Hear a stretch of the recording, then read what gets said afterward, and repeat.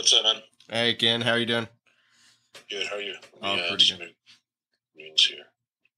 Oh, yeah. Perfect. Okay, sweet. Awesome. Cool. Well, how are you doing today? Good, how are you? Oh, pretty good. Busy? Yeah. Just hurried up from work over here to, get here in time. No, I get it. Yeah. Okay, so, um, I wanted to start off by, I guess, getting a feel for like how you started off into strongman, if that's even where you really started. Yeah. I know you were in Scotland for a while, so if you don't mind Yeah. giving a rundown. Yeah, so I was born in Scotland, born there, and lived there, trying to think how many years now. Shit. Like 25 years.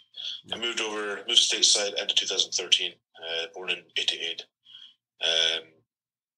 So I started strongman back in 2006. Mm-hmm. Yeah, 2006. I grew up watching on TV. You know, it's like a lot of us, really. Yeah. You know, you see Christmas on TV. Yeah, me too. And I went in. I was lifting, or I started lifting, and I went to the local supplement store, and there was a guy there who did strongman. Mm-hmm. And I went and watched one of the contests that he put on, and then the next year, so it was 2005. The next year, I went and competed in that, and then I was like, "Oh shit! Well, this is different. This is fun." Mm-hmm. And I was like a 17-year-old kid, just getting going, and then competing in that again the next year, and then the year after that, did the qualify for Scotland's Strongest Man, and since then it just like sort of took off. It's like, once you're at like that national level there, then it's just a bit more, and I was lucky enough that I was pretty good at the sport, and I progressed pretty rapidly. I was 2008 UK Strongest Man, and it just kept going. And I got to the point where I was competing at Britain's and competing, across the world in China a couple times. Tested at World Strongest Man 3 times. So I did okay in the sport, Yeah, sounds sounds like it. So at what age did you start? You said like 15? So I started my first contest was a week before my 18th birthday. Oh, 18. Okay. Yeah. So yeah, I didn't know how it was in Scotland, like if they have age restrictions or anything on that, or not really. I mean, back when I was doing it, it was just a case of like, you want to compete, you compete type of thing. I mean, like, yeah. I guess within reason. I mean, I was damn near 18. Yeah. I don't know how it would be if I was like, oh, I'm 15, I want to do it. I mean, but then nowadays, like, I know over here we've got a lot of teen stuff, Yeah. Back in the day, even before I started, like Kevin Nee, he was doing teen stuff back in whenever that was, God, like early 2000s, there was teen stuff in the States. But yeah, I mean, for me, it was like, you did, you had like a novice contest, and then you had, when I started, you didn't even have intermediate level stuff. It was like you had novice and you had open, and that was it. Yeah. And basically, if you won a novice contest, or you placed at, a like top 3 maybe, like you better step up and go to the top one, because you're just going to get like, sort of relegated a little bit by the other athletes if you've already won a novice contest.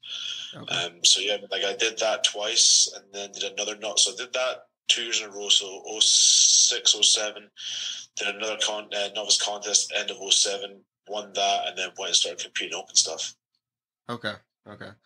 Yeah.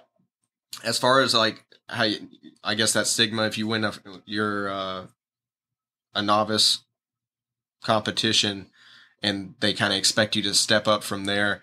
What, like, I don't know how it is in America. I've never competed. I'm looking to compete either late this year or maybe early next year.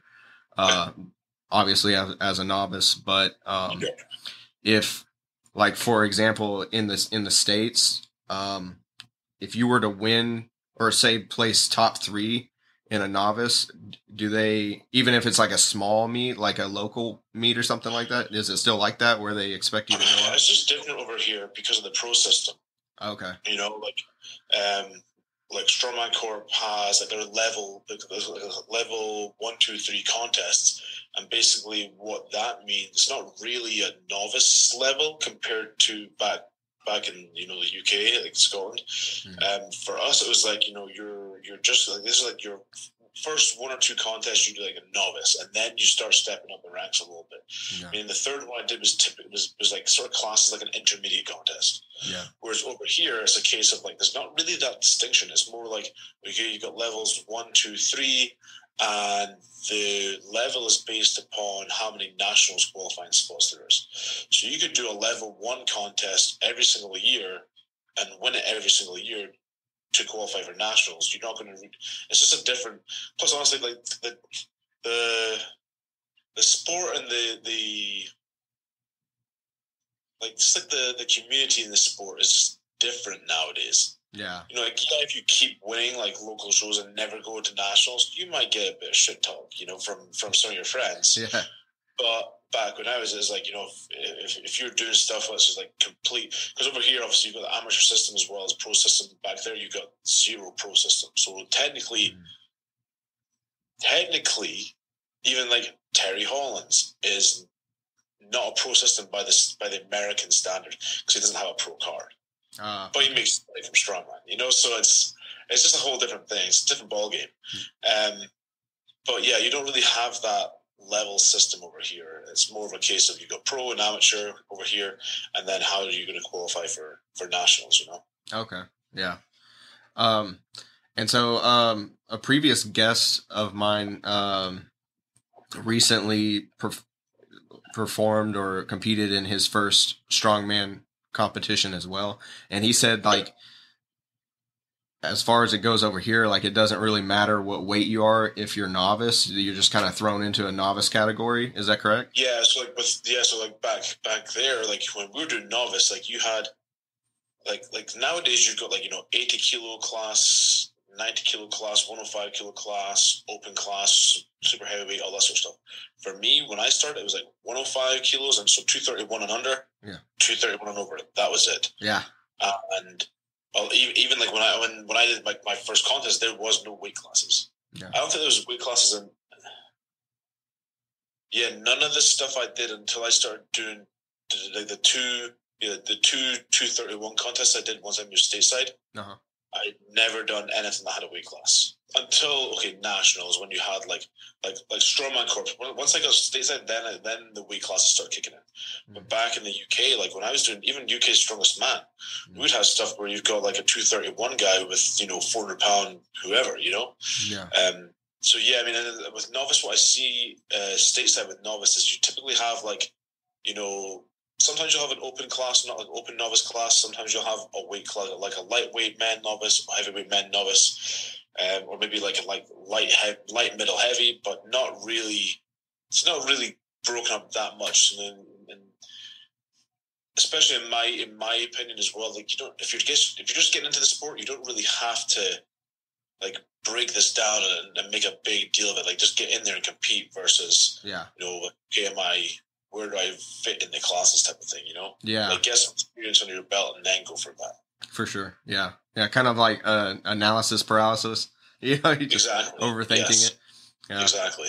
Okay. Sweet. My Cerberus sandbags just came in like a few days ago, so I'm filling them with sand after this. Okay. Well, enjoy that. Oh yeah. So, what was your reason for moving to the States? I actually moved over to retrain sports therapy. So my background's engineering. Okay. I have a master's degree in chemical process engineering. Yeah. Never wanted to use it. My dad, unfortunately, got sick and passed away halfway through my degree. And because we don't have to pay for college back home, I was like, well, there's no point in me not finishing my degree. It's like a really good degree to have.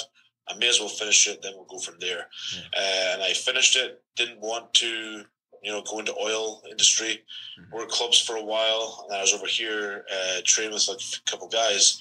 tore my calf and started seeing a therapist. And, I'd actually looked into physical therapy back home before going into engineering.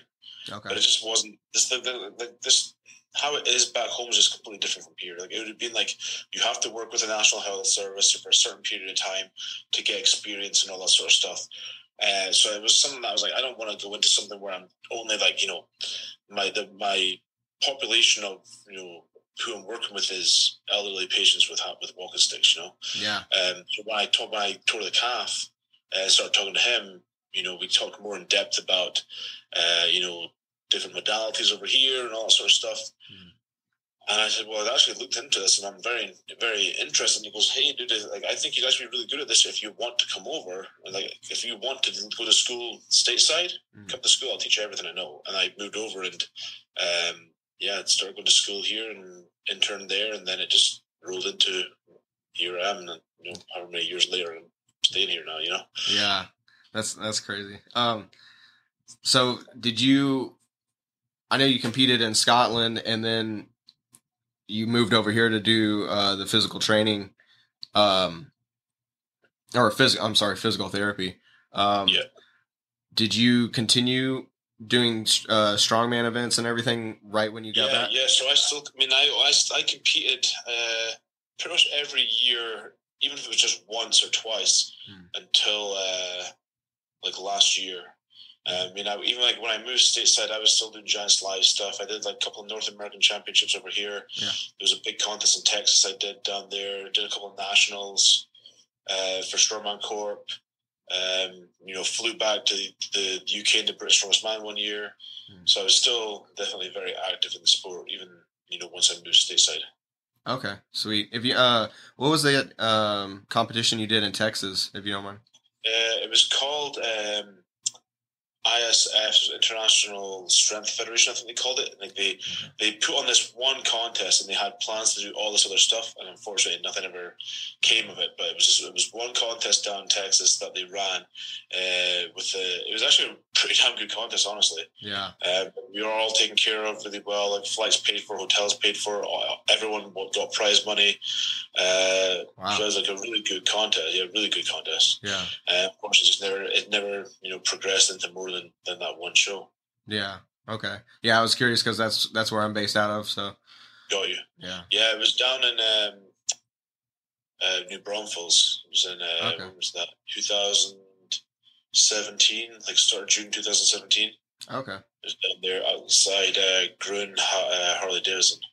Oh yeah. Okay. Yeah, sweet. There. Yeah, there's a lot of good places to eat over there. Yeah, we went to a couple of good places. Yeah. Sweet. So might be kind of a generic question, but what do you have like a specific lift or thing that you compete in that it would be your favorite, or maybe your favorite thing to train? I mean, I always liked yoke. Yoke was always fun to me just because I was good at it. Yeah. I could move pretty well with it. I just enjoyed the whole thing of strongman. Like there was nothing really I didn't enjoy training. You're running sandbag medleys and sandbag suicides or whatever. Like you're like, oh man, this sucks, Yeah. And it does. But I always enjoyed the challenge of strongman and the different modalities. Just everything was always different. There's never anything which, like, every contest was different. You go into every contest, and like any contest, they could have the same events, but like it's different equipment, different distances, all that sort of stuff. I mean, like singular event, I would say that I loved yoke. My least favorite, I don't know, maybe like a Conan's wheel. They're just not that fun, Yeah. But yeah, I always really enjoy just trying to figure things out, figure out how to overcome certain things. Like, I'm just a shade under 6 feet. So I'm like, okay, well, if I'm going to load a stone to a high platform, how do I do that? The most economical way. Yeah. So for me, it was always a challenge of what was the best way to do everything type of thing, Yeah. Yeah. That's what I was always curious about because I'm 5'10". So that's, I kind of got it. What's your method? Do you kind of just try and get your hands underneath it, under underneath? For me, with stones to the high platform, because we were loading to like 6 feet for Giants Live, I would literally, I'd lap it and then I would just explode up and full extend and basically throw it up. Yeah. And then just catch it and roll it on. Okay. You don't want to be going under it because you can't really go anywhere there. You want to get it as high as you possibly can, Yeah. Okay. And then obviously because once you get here as well, you can't really get much from there. Yeah. So that's why I was like, well, if I can throw it as high as I can, then you got to generate that energy to get it. Exactly. Yeah. Up. So we were doing like 245, 265 stones, and literally just been like, how high can we get this? Okay. Yeah. Just trying to generate as much power, and then like I didn't have any high platforms when I was training, for that initially for like the Giants Live over here. So I literally just set a yoke up. Yeah. As high as it would potentially possibly go. Okay. It's the case of if I don't get it over, it's coming back at me, and I have to clear it as well because if it hits that crossbar, because it's so heavy. It's because it's cylindrical, it's going to just spin in it. Yeah, like it's not going to catch and roll over. It's like I have to clear this by even an eighth of an inch just to make sure it goes. I'm good. Yeah. But yeah, like that was my technique, just like figuring a way to be as explosive as possible to just literally throw it over. Yeah. Yeah. Damn. that's a lot. Did you ever have like a specific diet or anything that you followed? I mean, I know. When I've worked with guys, like when I worked with different coaches. We had different diets at different times. It really just depended on the competition schedule, the events. Like, if it was a super heavy contest, then I'm trying to eat a lot more. Like I did one Giants Live where I did my own own diet, own training for the last 6 weeks into it type of thing. Yeah. And it got to the point where I can't remember what breakfast was. I'm pretty sure I was having oats for breakfast, oats and a protein shake or whatever it may be. Mm-hmm. But then every meal after that was 2 cups of cooked rice. Yeah. And then 8 ounces of beef. And I had that 4 times a day. And I got to the point where I couldn't stomach it anymore, so I started using Alfredo sauce to make it wet.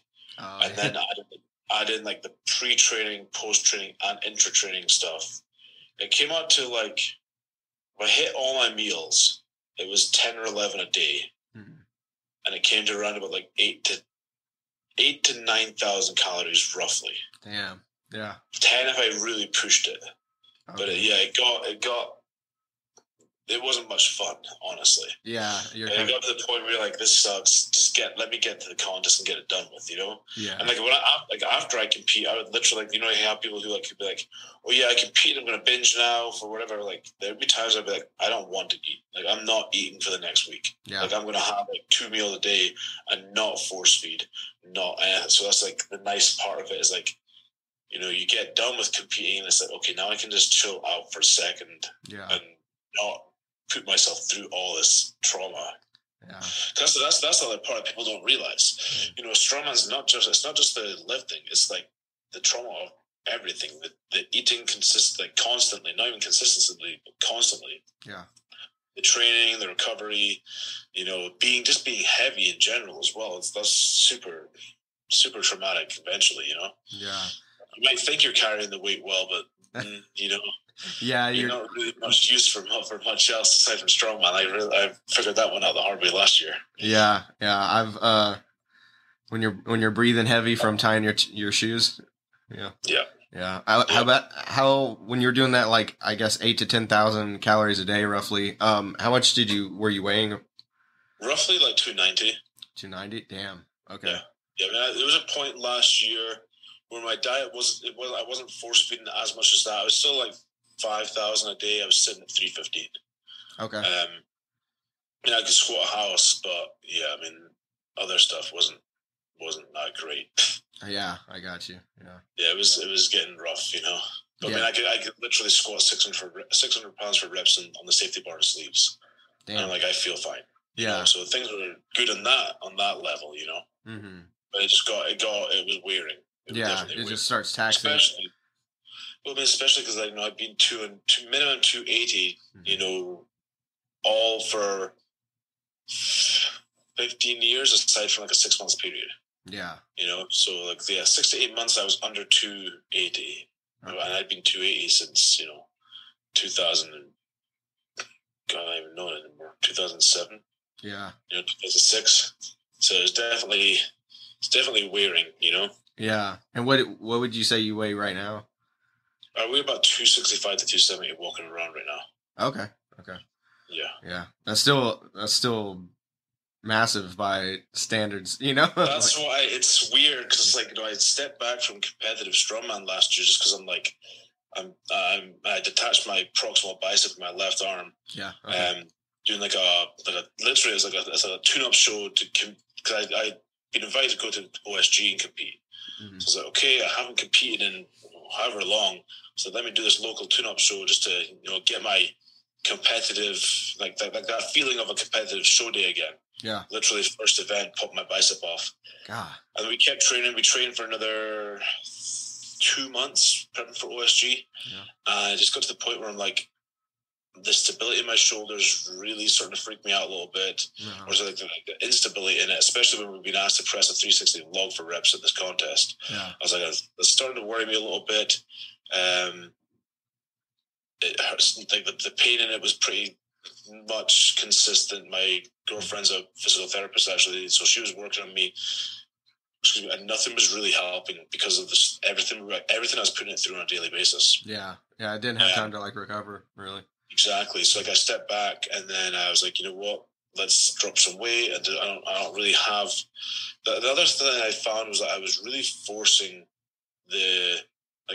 myself to compete. Like I was like forcing this I don't want to call it a narrative, but forcing this thought of like, okay, well, this is who you are. This is what you're supposed to do. Go compete.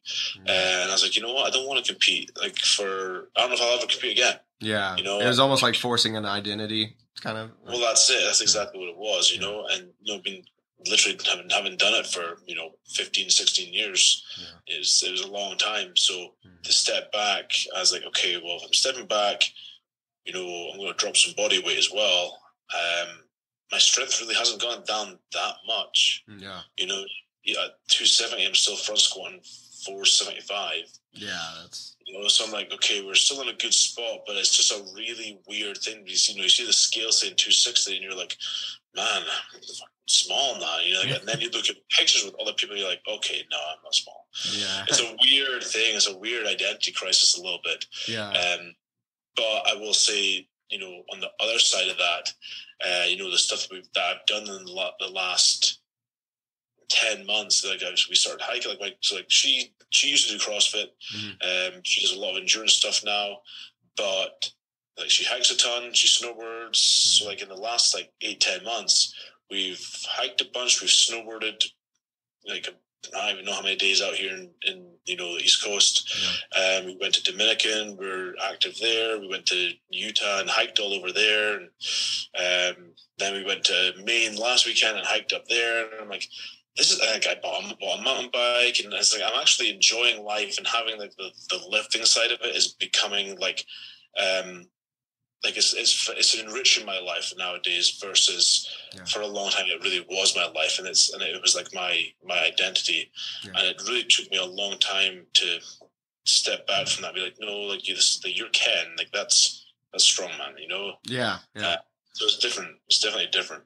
Yeah, that's why I ask I ask a lot of athletes what their favorite thing to train is. It's not necessarily for your particular sport. It's just what, because there's one thing or sometimes there's multiple things where you're like, hell yes, I get to go do yoke today. It's because that's the main part is the enjoyment, because like you said, to a point, it's wear and tear and almost like a job, Well, that's it. The funny thing I was going to say there was when I viewed it as a job, I didn't do great in contests. When I just pulled back, I was like, you know what? Okay, I don't know how this contest is going to go. I've trained hard. I'm going to come here and have fun. Let's see what happens. I always did so much better because the pressure was off, Yeah. The funny thing is right now, one of my most enjoyable days is my accessory day. It's my upper body accessory day, where we're doing a lot of constant tempo work to try and build the stability in my shoulder. Yeah. And it's literally like I'm sitting there doing like, it's was it four sets of 10 to 12 of like incline dumbbells and then seated dumbbells and then like a bunch of upper back stuff. Yeah. And the dumbbell work is literally like 5-second eccentric, pause, 5-second concentric, pause. So like you're looking at like a 12-second rep. Yeah. And like for shoulder press, 15, 20 pound dumbbells. That's like all I'm using. And it's actually one of my most enjoyable sessions because like it's so much more than just pushing weight. Like you have to, because of how like the shoulder problem, like you've got to track, like really focus on where my positioning is. Yeah. But then also just literally like the pain side of it, you're like, okay, this sucks, this hurts, because like you're so pumped up by doing everything so slow. Yeah, yeah. No, that's, to me, that's like a fun session. It's like, how far can I push? Can I get through? Can I get all my reps done in this one set with the same like nice control versus failing and then having to do a rest pause set type of thing? Yeah. You know, I still love going in, like squatted yesterday. Still went in, squatted some good weight, you know. It's different because now I'm like, okay, well, shit, you know, my top set today was 400. Like, okay, whatever. Yeah. Versus going in before and it was like, oh, my top set is 600. It's just a weird thing. Now I'm like, okay, get your head, you know, like you could still, I'm pretty sure, you know, give me a couple of weeks just to peak and I would still be squatting 600, you know, maybe not for reps, but I still hit it for a single. Yeah. So I'm like, okay, like, just, you know, it's just different lifting now, you know, it's like really trying to just do, and I'm trying to test myself in different things. So like, you know, she still goes to the CrossFit gym every now and again, so I'll tag along with her. And that's a whole different ballgame. Yeah. Like I can go in and like, you know, pull the heaviest deadlifts of anybody in the gym. And then it's like, oh, well, this WOD is, you know, 135 pound deadlift. Yeah. And I'm like, okay, I'm blown to fuck. Yeah. It's terrible. You know, or it's like I did Murph with her on Memorial Day. Oh yeah, I saw that post. That was interesting. You know, it was actually, you know, in a sick way. It was fun because I set myself a goal. I was like, okay, I want to do this under an hour. And I did it in 50 minutes. I'm like, okay, cool. What can we do next year? You know. Yeah. But it's just a different levels. It's like I'm so competitive. The problem with me is I'm so competitive. Yeah. That I have to really try and hold back. Like we were doing some stuff at her work. Before going into Boston one night, and she's like, "Let's go do some sprint. Like, let's go work out outside." And like, they've got an outside gym at her work. She says, "Let's do that, and then we'll do some sprints." I'm like, "Okay." Pull my damn hamstring very minorly. Yeah, but I still pulled it. Yeah, you just feel it where it's I'm trying to beat her. Yeah. And it's like, this is a girl who, you know, runs, like, she's a half Ironman in, like, 3 weeks. Oh, yeah. It's like, she doesn't screw around. Like, she's running and she's moving. I'm like, what am I doing trying to keep up type of thing? Yeah. But that's my, like, I need to pull back. So that's another one where it's, like, trying to figure that dynamic out in my own head as well a little bit. Like, and try and switch off, like, the old stuff and be like, okay, let's sort of accept the strength loss for all the other stuff we got type of thing, you know? Yeah, exactly. But then at the same time, like, it's not like I'm weak. It's not like I'm sitting here, like, you know, squatting 225. You know, it's a weird thing. It's really odd. Yeah, that's the whole, like, I mean, when you can, like, pick up, you know, an average person, you know, a man or something in real life and like throw him across the room, you're still okay, man. You know what I mean? Yeah, like, it's just so weird. It's just very odd. Yeah. To touch back on that bicep, did you have to have surgery or? Not that one. So back in 2012, I detached my distal bicep in the left arm. So I had surgery in that one back in 2012. And then when the proximal came off, I was like, I know from, you know, knowing, you know, a bunch of guys who've done the same injury that there's so much going on the shoulder that they don't typically operate on the proximal, just because like they can, if they hit something wrong, like you're really like one of the guy I interned with, he detached his and he's like, oh well, you know, I want to get it fixed, and the surgeon's like, listen, if I nick something or, you know, even just touch a nerve, because like when I did my proximal, when they reattached it, they had to move the nerve out of the way very slightly to reattach it. Yeah. The heel of my hand was numb for a year. Oh wow, yeah. So like so when they're talking to this guy, they're like, you know, dude, like if we nick anything or push anything by mistake, you could lose the use of your hand. Yeah. And he's like, yeah, okay, leave it. So I already knew that. I'm like, I'm not going to deal with it, you know? Yeah. And honestly, as soon as I did it, I was like, okay, like, it's not terrible. I know plenty of guys who've done this and not had surgery. Mm-hmm. The difference was that they let it sit and wait, whereas I was pushing. So I'm way behind the curve of where I should be in my recovery. Okay. But we're definitely nowhere. We're not as bad as we were, you know. But like, yeah, there's just some stuff that still bothers it. Nothing crazy, but definitely still does. Yeah. But yeah, I mean, as soon as I did it, I was like, yeah, I'm not getting surgery, so I'm not even going to think about it, you know? Yeah. Yeah. I mean, as long as you're making it in progress, it's like, exactly. That's a good sign, you know? Exactly. Yeah. Back to the shoulder stability, like in playing football in junior high and high school, like at different times, I dislocated both of my shoulders. Dude. Yeah. And so I still like, they healed up fine and all that, but I do just, I guess genetically, like one of my weak points is the rear delt. So so I really have to focus on that. Like I'll be at the gym and like I live in a college town and there's like a bunch of like 19-year-olds and stuff that are like roided out, you know, and I'm over there with like, you know, it'll be like maybe 15, 20 pound dumbbell, but I'm just like, you know, I'm just focusing on that rear stuff. Yeah. Just really getting it. And that helps a lot. And I can feel it in my bench too. Like, with that stability. Yeah. Cause you can pull upper back. Yeah. So, no, I get, and that's the thing. Like when I go to like tomorrow, I'll go and do, like my like this upper body accessory day is like one of the local like more commercial gyms, and that's the same deal. Like I'm like, oh man, I'm using like 20 pound dumbbells. I'm like, you know, But yeah, I get it. I get where you're at. Yeah. Like I've done a pretty good job of like ridding the ego from high school and stuff, but it's still like you still get the looks from the guys that are still in that ego mindset. They're like, what? And it's not really like.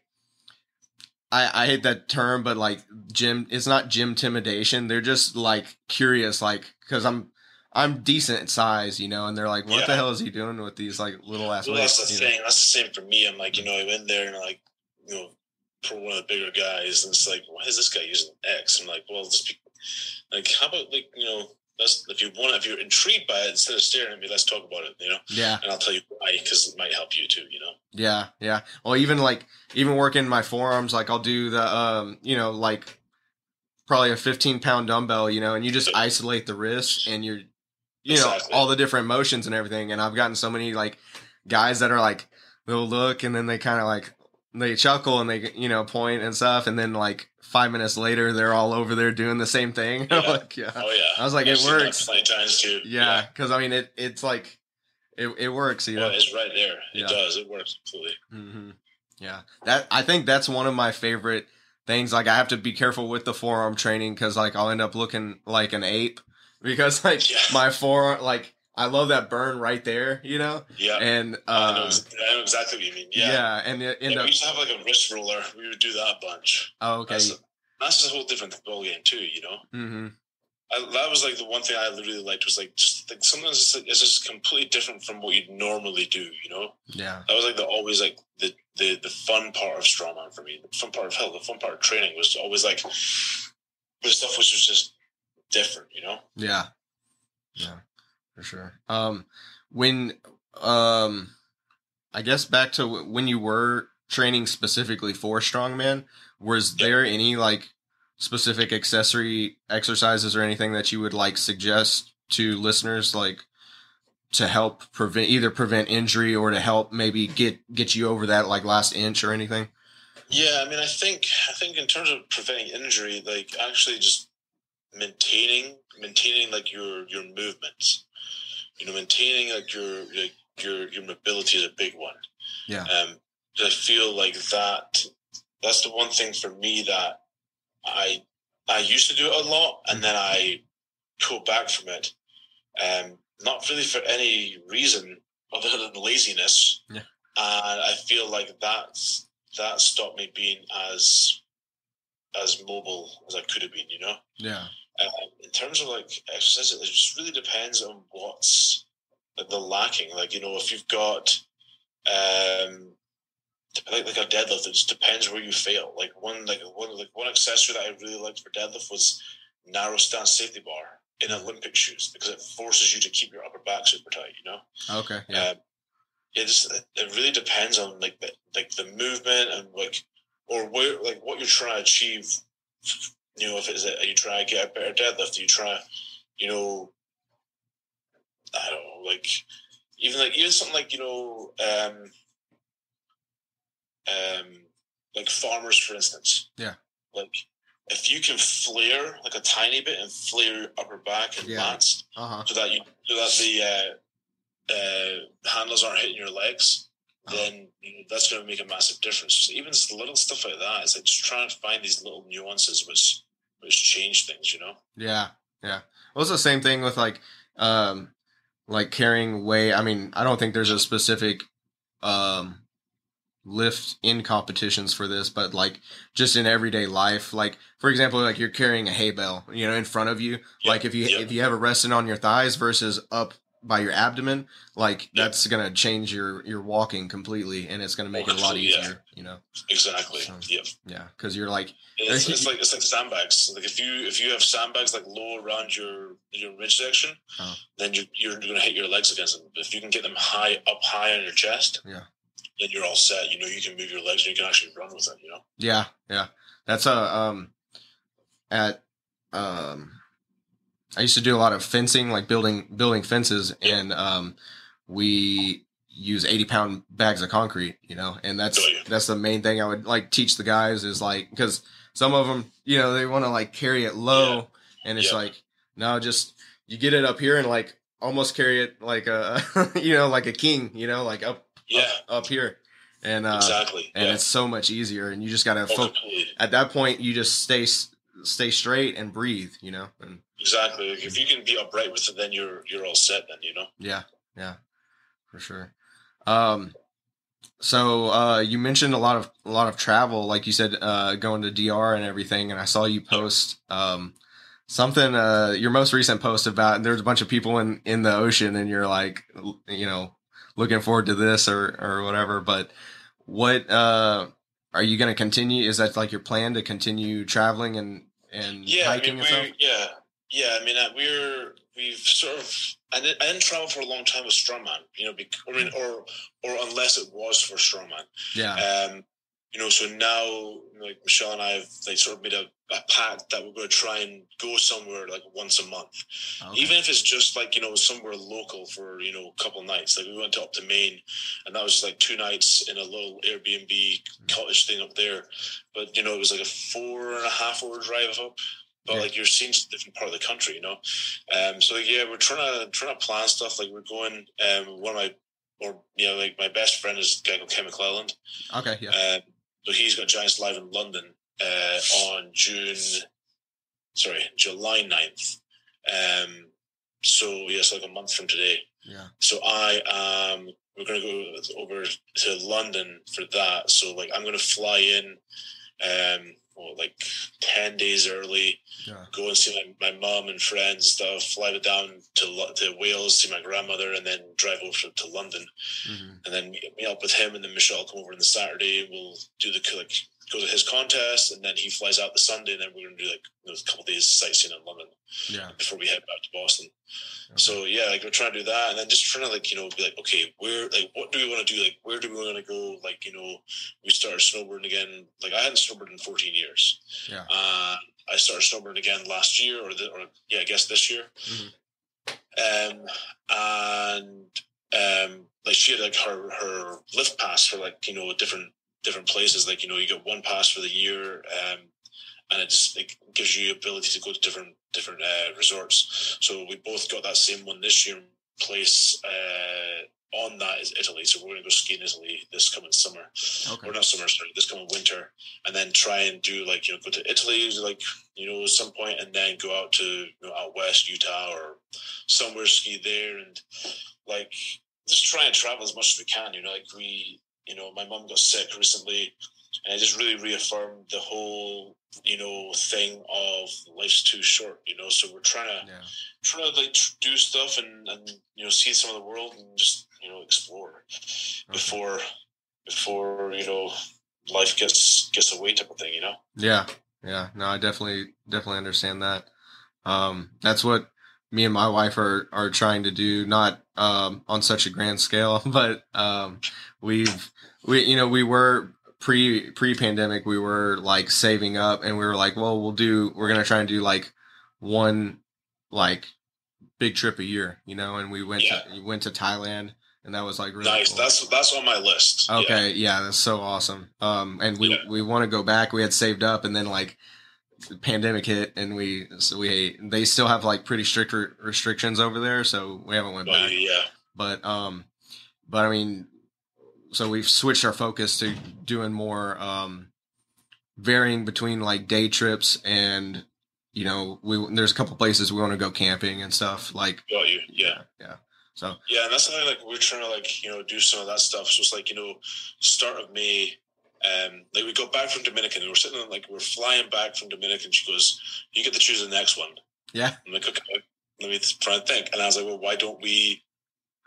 Like we can't we send each other these the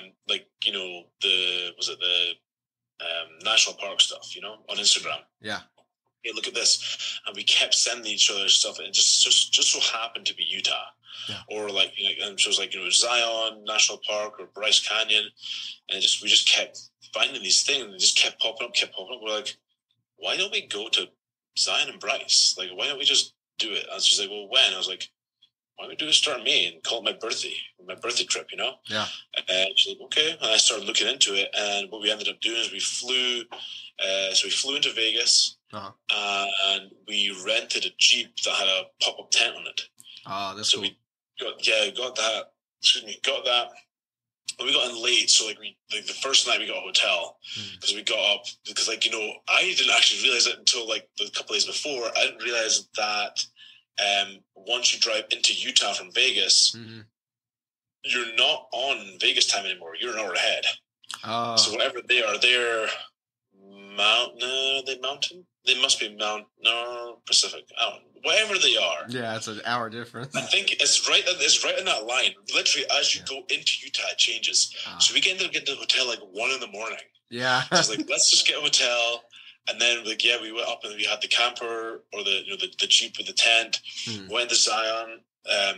We were lucky enough to get a permit to hike Angel's Landing. Yeah. So we did that. We did the Narrows where you're wading through the river, walking up the river.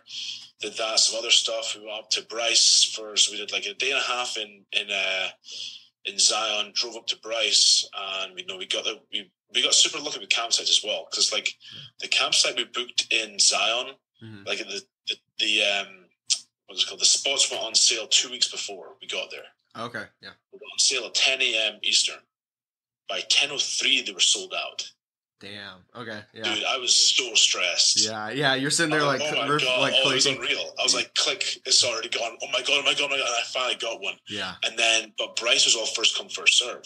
Oh, wow. So like when we got to the gate, like the gate into the park, it was like, oh, sorry, everything's taken. And we're like, oh shit. Well, let's just drive to the campsite anyway. Let's just see what there is. Okay. And we drove around. We bumped into the park ranger. She's like, yeah, I have a free spot around the corner. Just go take it. I was like, oh my God. Dude, that's awesome. So it was great. So we did that. We parked up. We, got dinner.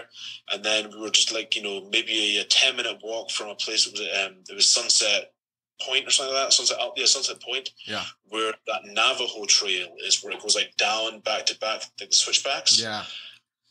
And she was like, let's take a walk over. And we walked over, and it was like 7:50. It was like sunset was like 8:21.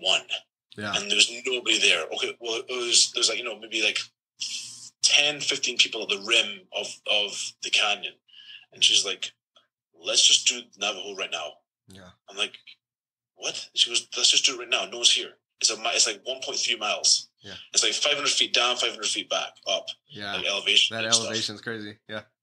So I was like, screw it, why not? Oh. And we did it, and we were the only ones in the entire canyon.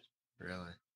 Absolutely insane. It's amazing. And then I posted a thing on my Instagram story the other day, and I was like, this is why we hiked at sunset. And it was literally like it was like Instagram versus reality. And Instagram's like the pictures or the video. There's this one person walking by themselves, whereas reality, whereas like everyone's back to back to back. Yeah. I was like, and she's like, so she sent me, and she's like, she goes, this doesn't make sense. Instagram was our reality. And like, we got so lucky with stuff like that, you know, like it's just so different from what you could ever imagine. Like, I remember walking in that canyon, and we're walking down, and you turn a corner, and then the whole canyon just like opens up to you. Like, oh my God, like, what is this place, you know? Yeah. Then the next day, it was incredible. Like, we went and hiked like the next one, like hiked through the whole canyon the next day, and it was awesome. So that's like what we're trying. Like, we were sitting looking at the map, like when we were there before we drove back to Vegas. We're like, can we swing the Grand Canyon? Yeah.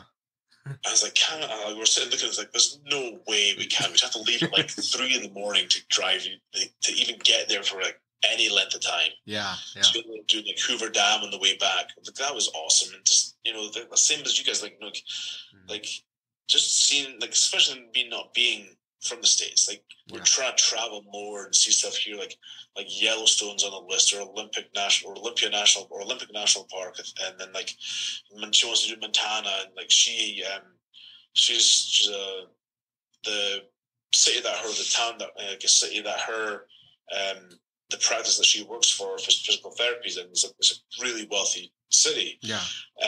So a lot of her patients have like second homes. Like one has a second home in Big Sky, Montana. So she went and skied that this year. And she's like, you have to come with me next year. This is incredible. I'm like, okay, just let me know when to be at the airport. Yeah.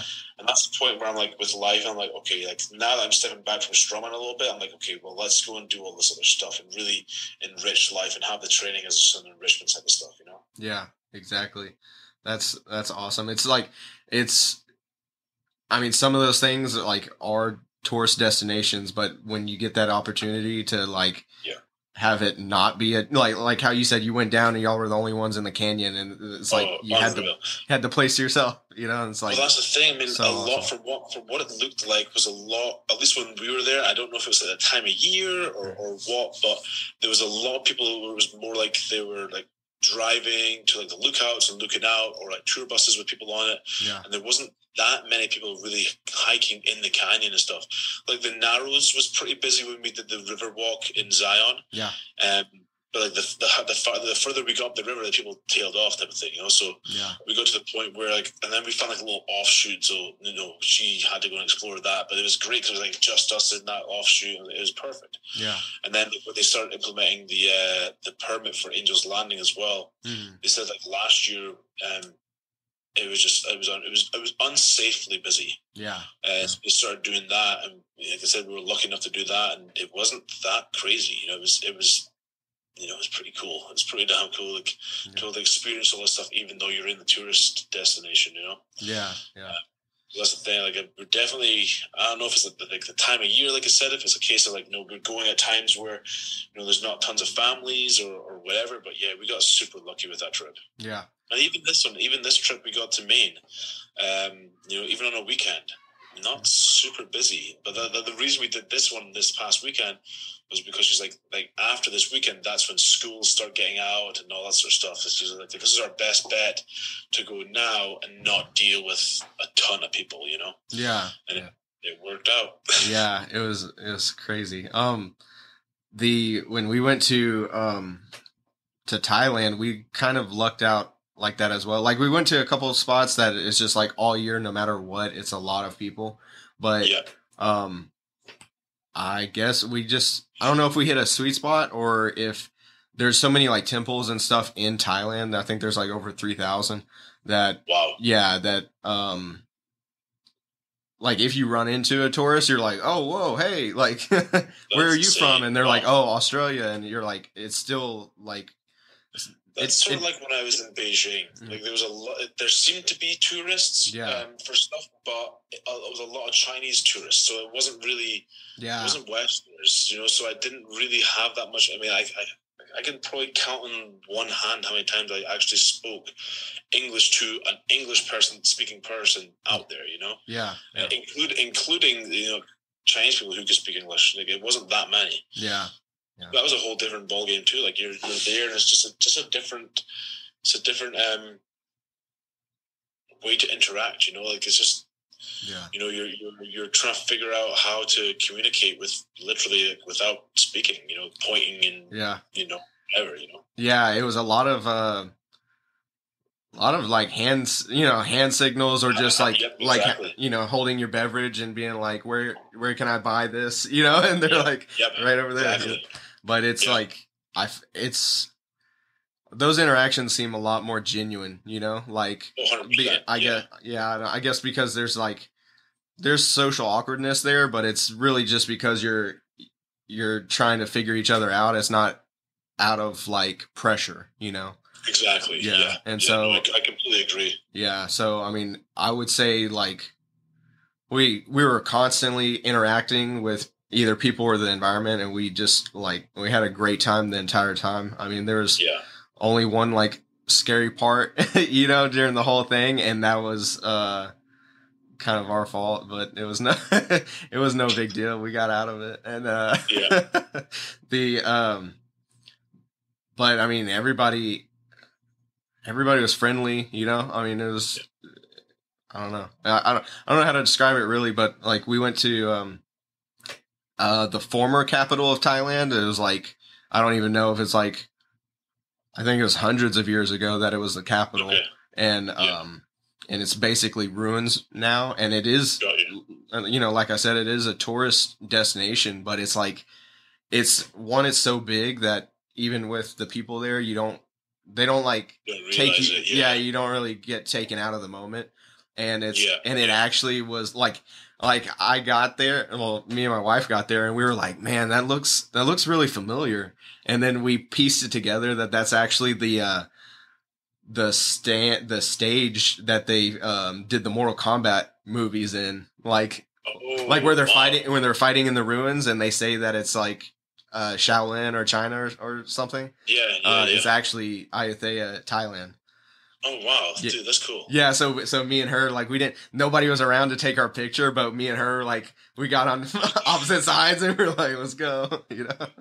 That's awesome. Well, that's like, for me, like when you realize some of that stuff, you're like, oh shit, this is cool, you know. Yeah.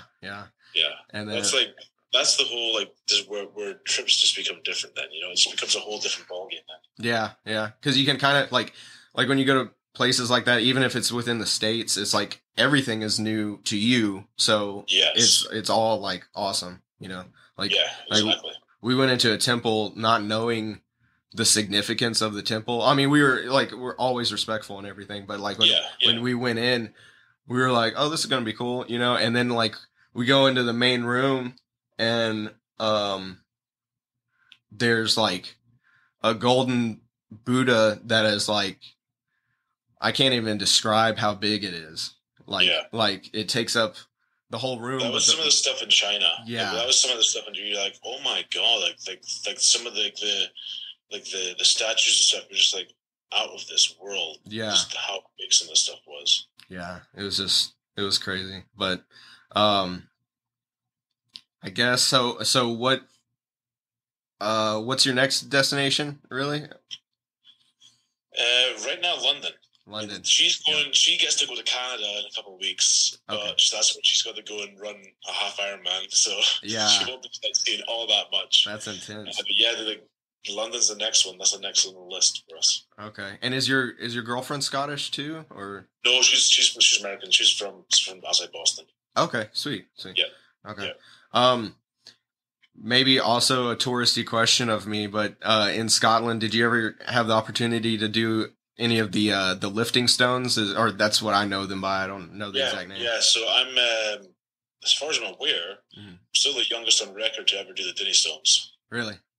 Yeah, so I've done the Dinnies and I've done the Inver. Those were the big ones when I was still living at home. Yeah. Nowadays you've got, you know, a whole host of different stuff. Yeah, those are the two I did. Okay. Sweet.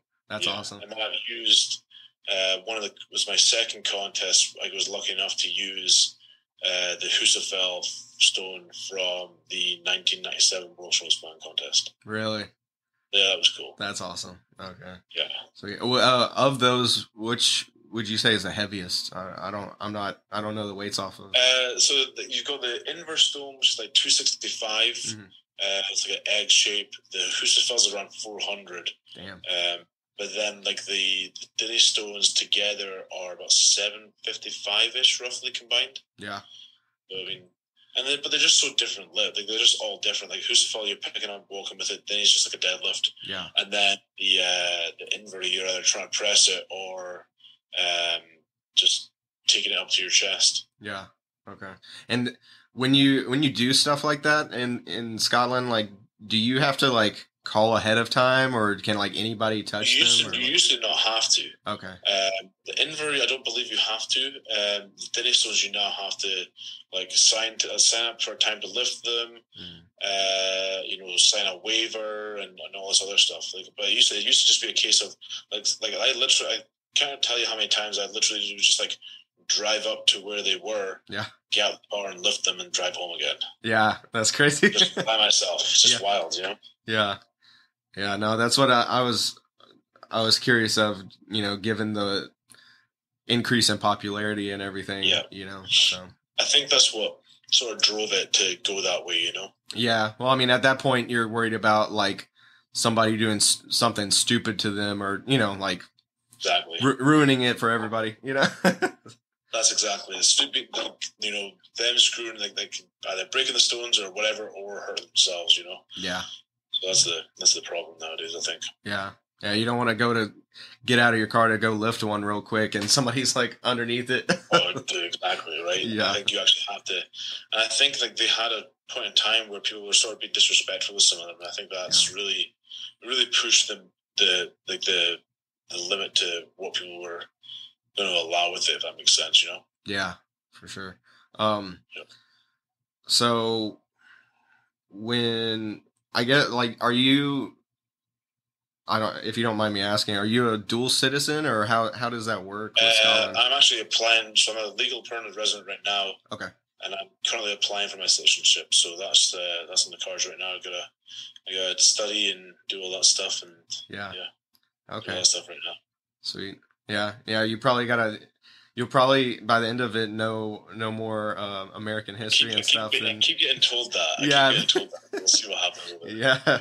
I've only ever seen that like replicated in TV shows and stuff where people are trying to get citizenship, but that's what I've heard, is that they make you study like a lot of American. Yeah, I've got like a big nice study pack. So I need to make sure I'm on it. Yeah, that's crazy. You'll probably know more than most Americans by the time it's all over. That's what Michelle keeps saying. Like, I'll know more than her. So yeah, we'll see. Hopefully. Yeah, they're like, recite all presidents backwards, please. No. Luckily, it's not that bad. No, yeah, I'm joking. There's some stuff where it's like, there's a writing test, there's a reading test. Like, it's like pretty thorough. Yeah.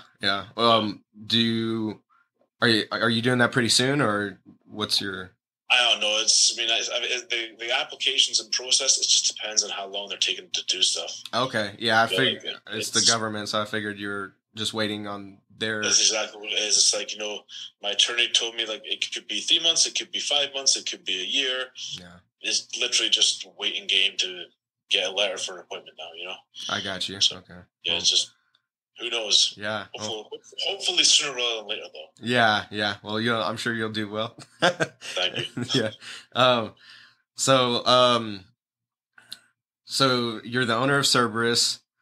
Yep. And I guess what's currently going on with that, really? Like, do you have any new products coming out, or new meats that you're putting together, or anything? The newest thing that's going to be hitting the US is going to be our Denny Stone handle trainers.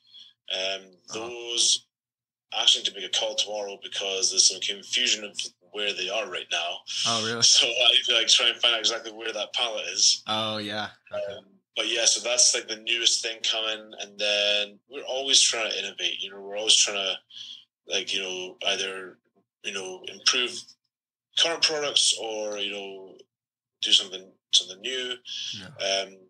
We're waiting for barbells to be restocked, stuff like that. But yeah, I mean, that's the main thing. just got like all our grip shirts and everything restocked. Yeah. So yeah, like the main thing is the Denny handles, and then I'm not really sure what's next after that one. You have to double check that one. Yeah, no, that's awesome. Yeah, so you mentioned that they're coming to America soon.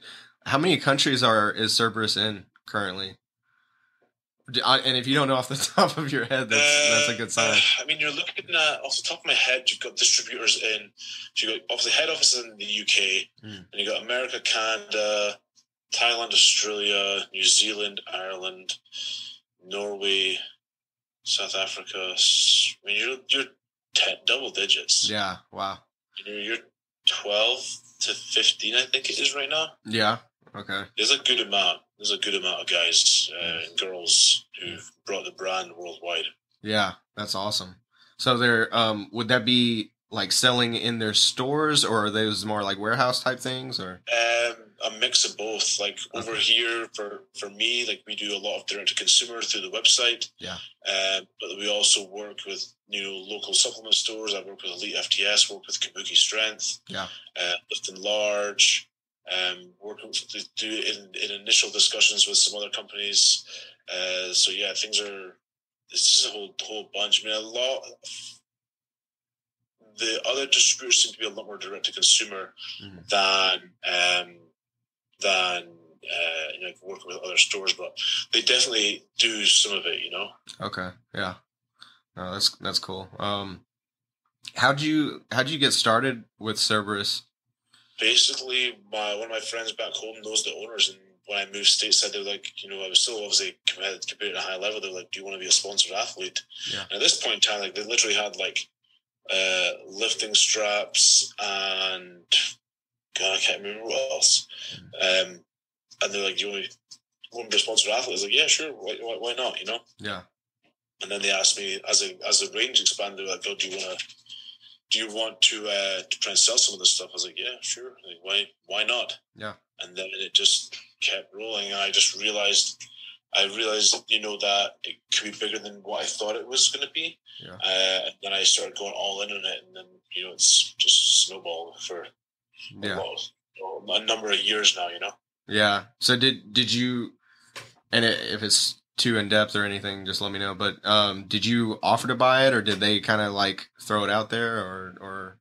So no, it's the case of like they just said to me, "Hey, do you want to be a part of this?" Essentially. Yeah. Yeah, sure. Like I'm down. Not really realizing what it could be. Yeah. And, luckily for me, I took a risk in it, and here we are. Paid off. Yeah. Yeah, it paid off. It definitely paid off. Yeah, you definitely. I mean, you put more into it than just this, but you definitely put in the sweat equity for sure. Yeah. Oh yeah. There's been, I was talking to one of my buddies the other day because he was having some problems with one of his step kids, and he was like, I don't know what I want to do, and I want XYZ, and the guy, he's just like, hey, listen, like you got to put the time in, it's like and he referenced me, he's like, you look at Ken, he's driving a nice truck and he's able to, go and travel and stuff like that. Yeah. But what you don't see is the 60 to 70 or 80 hours in a warehouse by himself a week trying to figure this out and grow it and do the marketing and order fulfillment and customer service and then doing everything else and just life on top, So yeah, he's like, yeah, like, you have to work for this. And that's one thing I definitely did with Cerberus. I put a lot of time, and I still put a lot of time in. Hell, even just before we got on the call, I was sitting down here working. It's Michelle's late night, so I'm trying to get more work done before she gets home. Yeah. No, I figured you're a very busy man. You seem like it, at least from all the social media pages and everything. So yeah, because that's the other thing. Like I do all the social media, for the most part these days too. Like all the posting is all me still. So really. Yeah, it's still busy. Yeah, the social media alone is a lot. Yeah. Oh, social media. Yeah, that's like I have a big ass whiteboard in my office, just like that has like, hey, where are we going to post this? And I'll sit and like look what we've been tagged in and look at product, like what do we want to promote this week or whatever, and like literally plan the entire week and then sit and schedule it all. Yeah. And even that's like, stressful because you're like, oh, like some weeks you're like, oh man, I've not really been tagged in it much. Yeah. And like in my stuff this week, I'm like, shit, what do we do? And it's just a case of just trying to figure it out. 'Cause you need to keep having, those interactions on there. Yeah, for sure. Well, I'll definitely be uploading a video of me crushed below my sandbags. Like, hell, no, but yeah, that's crazy. It's just crazy because I had read like a small article about, or maybe it was a blog post or something about how you had started off as a sponsored athlete and it didn't give as much depth as how that transition really worked or anything, but sure. That's awesome. And that's good on you for that risk and putting in all that work. So yeah, I'm really proud of stuff like what we've done with it, especially even something as quote unquote silly as the social media, because realistically, like, you're posting pictures and stuff. It's like, it sort of is a little silly, but it's so powerful as well. It's like, I remember getting that or setting up that account for the Cerberus USA page, and literally like starting it was like 0 posts, 0 followers, 0 following, and now it's like almost 50. I think it's 53,500 followers or something like that. Yeah, it's like, it took a long time to get there, but here we are, and it's like it's been a labor of love, for sure. Yeah. Well, I mean, it serves like it, because for my social media and stuff too, it does seem silly, but like on your end of things, like you're promoting your products, but like you're also like greatening the sport in itself. Yeah, you're supporting your customers and like. Yeah, like I don't want to like discredit social media. I don't want to come across that way, but it's like, I think like, so because like for me, I'm like, we're helping grow the sport. We're helping to grow our athletes. As grow their exposure. We're helping to just get more educational content out there at times. Yeah. And then because we have the product sales, we can put, sponsorships on for or sponsor like different levels of contests. So it's just funny to me, like just how social media works. It's like you're posting pictures and videos, and it's just so different from how we grew up. Like 20 years ago, you're like, oh, what was Instagram? Yeah. But it's just funny how life has like really progressed to this level now. But it's so powerful, and honestly, it's so important. Not even just from, like you said, not from a marketing standpoint, but from just like an interaction with the athletes and spectators and participants of the sport, which for me I find really powerful, and I find it really. I like to be able to have that interaction, or like being at a contest, someone will come up and like, oh, hey, you're Ken. I'm like, yeah, hey, how's it going? Nice to meet you. Yeah. And then they'll be like, oh yeah, I had this Arnold a couple times and the OSG a bunch. It's like, oh, I saw your video on whatever. That was super helpful. Thank you so much for putting that out. I'm like, oh, okay, cool. Thanks for letting me know. Like, that was cool. Yeah. So that's like, I really enjoyed that side of stuff too. I just got to get the time to start filming more. Yeah. Like, I always go through these things and like, oh, I'm finally going to get some stuff put out, and it's like go around. It's like for a couple of weeks, you're like, okay, keep filming, and then you're like, oh shit, I get snowed under with a bunch of that crap again. You're like, shit, I need to delegate better. Yeah.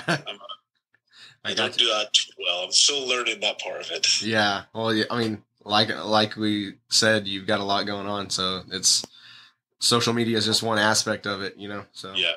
But I mean, so the other side of that is so Ken, the other Ken McClellan and I. Yeah. I haven't really said this yet, but we're going to start a podcast type of thing as well. So okay, I was about to ask you about that. Yeah. That'll be coming out. I literally I'm trying to get everything ready for it. We're going to try and film some stuff when we're over in London. Okay. So we're going to film like at USS Nationals when he's out here for that, and then we'll film in London. So trying to get all that stuff put together and finalized type of thing, So yeah, we'll see how that one goes. That's awesome. Would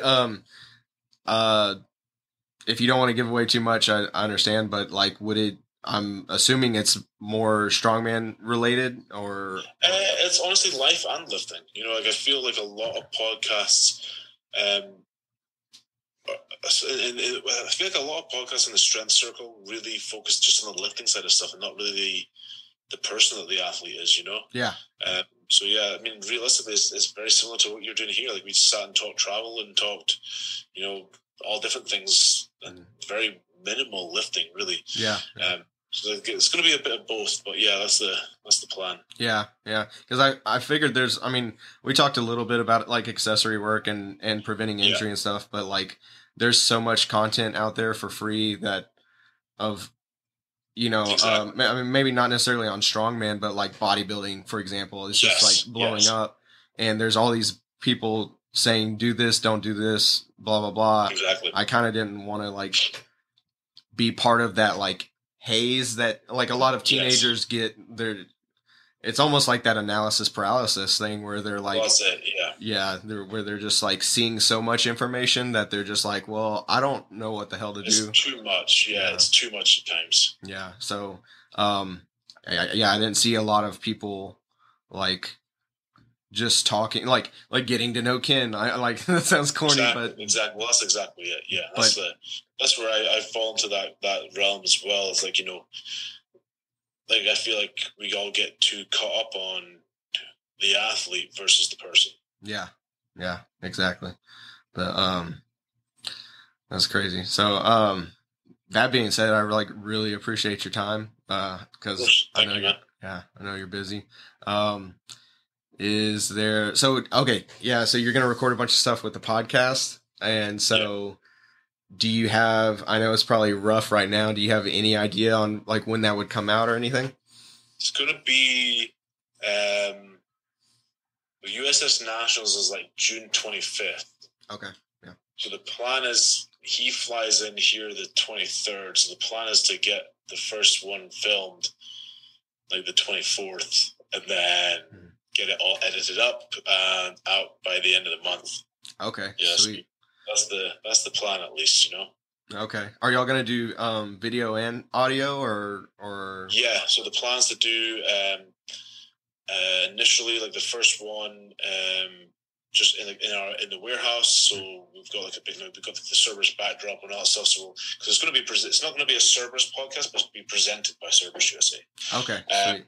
So we've got like the backdrop, so we're going to do it in there, and then when we do stuff in London, it's basically going to be a case of like trying to find a space, and that'll be it. You know, we'll have the microphones, we'll have all that stuff, and it'll just be a case of, you know, let's see what we can figure out with, you know, somewhere to film. But yeah, we're going to do YouTube. It'll be on my YouTube channel. And then we'll have it on, the plan is iTunes as well. Okay, sweet. Yeah. That's awesome. All right. Well, would you want to direct people towards your Instagram or? Yeah. So, I mean, my Instagram is just KN Strongman. Mm-hmm. You know, Cerberus is on there as well. Cerberus _strength _USA. Mm-hmm. It's just, everything's on there. Then my YouTube is, you know, through the link on Instagram and all that good stuff. Okay, sweet. Yeah, well, that being said, I really appreciate your time, man. And thank you for having me on. Very much appreciate it. Yeah, nice meeting you. Yeah, nice meeting you, man. But yeah, good luck with everything, Thanks, like your citizenship, the podcast, your company. Like, I appreciate it. Yeah, for sure. Yeah, and thank you for the support. Hopefully, you know, loading those sandbags up was smoothly for you. Yeah, I know. I was like, yeah, I'm scared about that. I'll probably make a big mess.